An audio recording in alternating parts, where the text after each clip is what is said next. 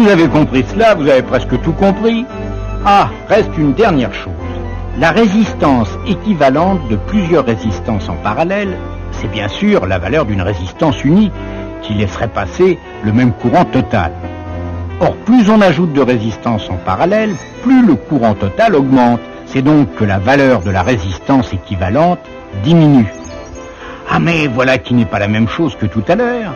Elles ne s'ajoutent plus, nos résistances. Alors elles font quoi? C'est là qu'on fait appel à notre mathématicien de service. Cher mathématicien, 3 résistances en parallèle de 100, 10 et 1 ohm, cela fait une résistance équivalente de combien? 0,9 ohm, à peu de choses près. Et il a raison, car en parallèle, la résistance équivalente est toujours plus petite que la plus petite des résistances. Comment il a fait son compte, notre mathématicien? Eh bien, il s'est servi des inverses.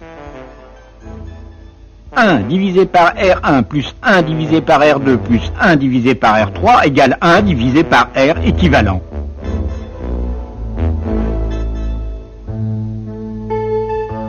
Mais j'en vois qui s'inquiètent. Que faire quand on a des résistances moitié en série, moitié en parallèle? Ce n'est pas bien plus compliqué. La formule des inverses va nous donner la résistance équivalente des 2 résistances en parallèle. Cette résistance équivalente est alors en série avec la 3e. Et là, elle s'ajoute purement et simplement pour donner la résistance totale.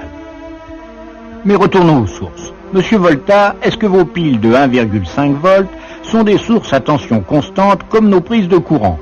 On va voir. Tension aux bornes, 1,5 volts, parfait. Maintenant, branchons une résistance de 1 ohm. Tension aux bornes maintenant, 0,75 volts. Alors, monsieur Volta, vos piles ne sont pas de bonne qualité. Mais si, seulement il faut savoir que les piles ont elles aussi une certaine résistance, dite résistance interne. C'est bien leur droit. Quand vous branchez votre résistance, cela équivaut à ce schéma-ci, circuit série, vous remarquerez.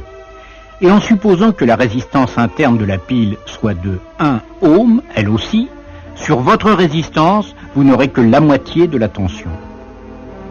Et voilà pourquoi votre pile est muette. Je veux dire, ce n'est pas une source à tension constante. Merci, monsieur Volta. Et c'est monsieur Ohm, encore lui, qui va nous tirer la conclusion de tout cela. Tout générateur est caractérisé par 2 choses. Sa force électromotrice grand E et sa résistance interne